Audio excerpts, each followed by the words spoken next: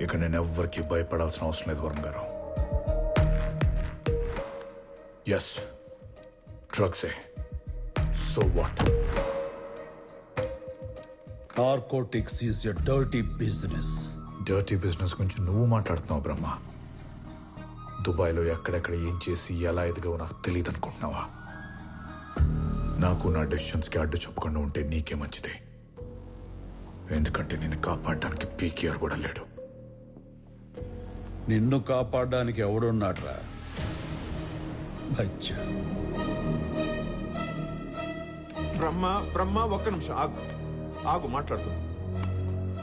నీకేం కావాలో చెప్పు.